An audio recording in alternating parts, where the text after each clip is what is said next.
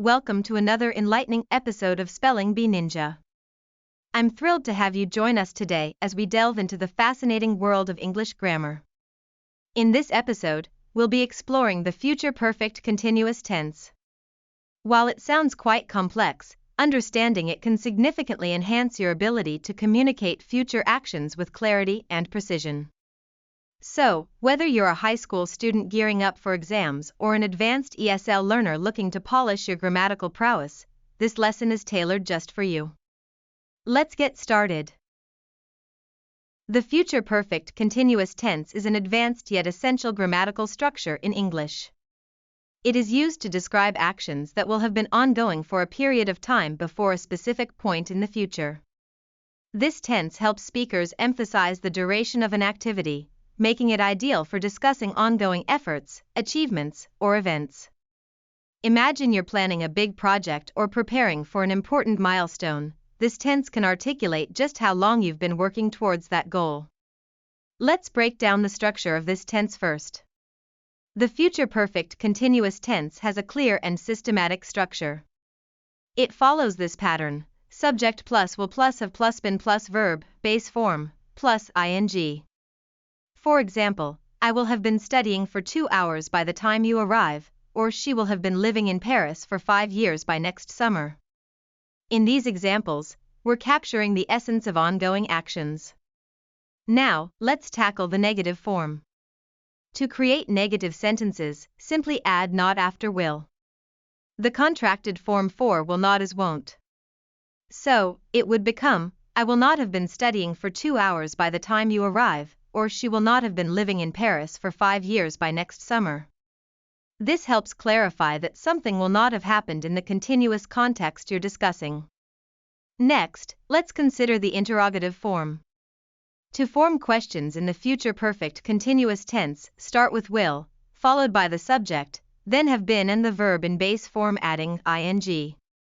For instance, you can ask, will you have been working here for a year by the end of the month? Or will they have been studying English for 5 years by the time they graduate? Now that we understand the structure and how to ask questions, let's explore the uses of the future perfect continuous tense. One of the primary uses is describing actions with an emphasis on duration. This tense highlights how long an action will have been ongoing before a specific future point. For instance, by 8 p.m., I will have been cooking for 2 hours, or he will have been working on this project for 3 months by the deadline. These sentences allow us to communicate the length of time spent on activities, making our expressions more vivid and detailed. Another use of this tense is in discussing continuous processes in the future. You can express an ongoing process that continues up to a future moment.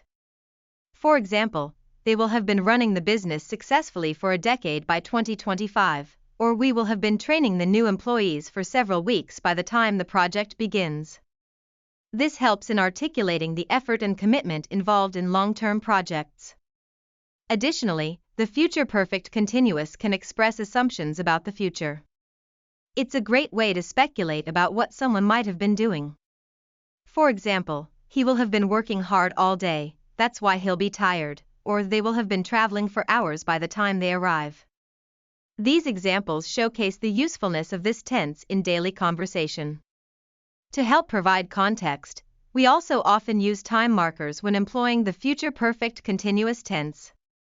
Common time markers include phrases like by plus a specific time or date, for plus a duration, and by the time followed by an event. For example, you could say, by 10 p.m., she will have been writing for 4 hours, or he will have been studying for 3 years by the time he graduates. Additionally, you might use, by the time you arrive, they will have been rehearsing for 2 hours. The effective use of these time markers is essential for providing clarity and specificity in your sentences.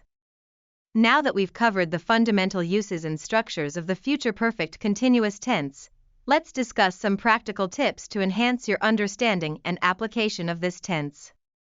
Firstly, practicing the past and present perfect continuous tenses can significantly help.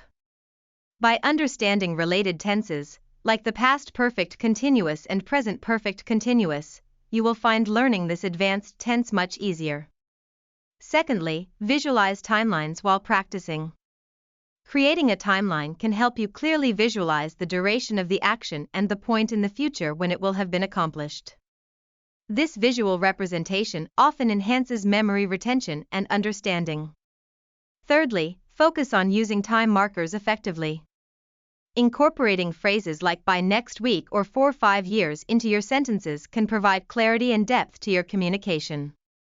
Lastly, practice combining the future perfect continuous tense with future planning discussions.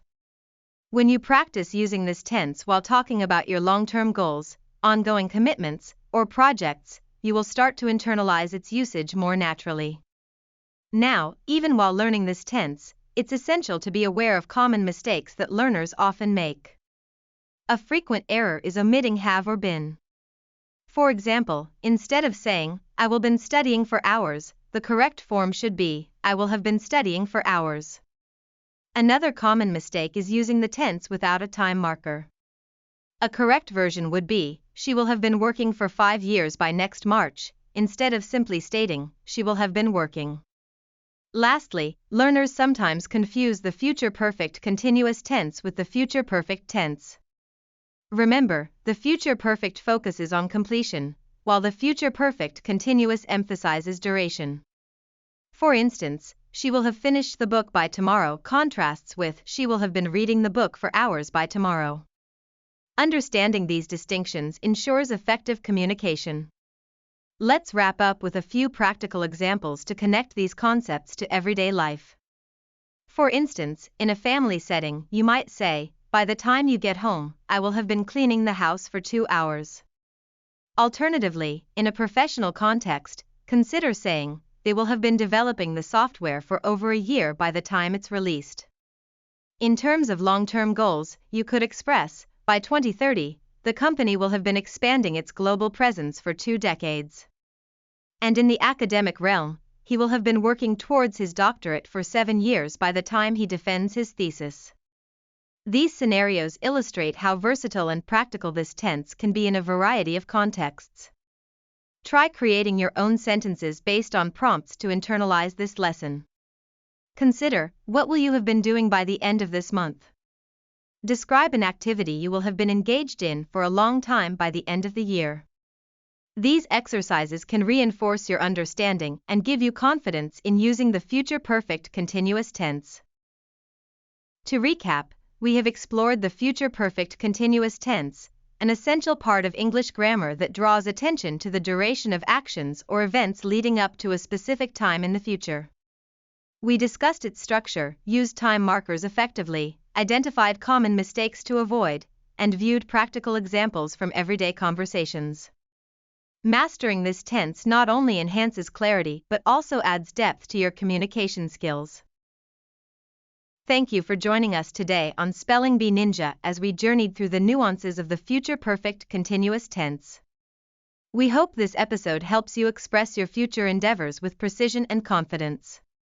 Remember, mastery comes with practice, so keep engaging with the material. Until next time, keep exploring the rich landscape of the English language.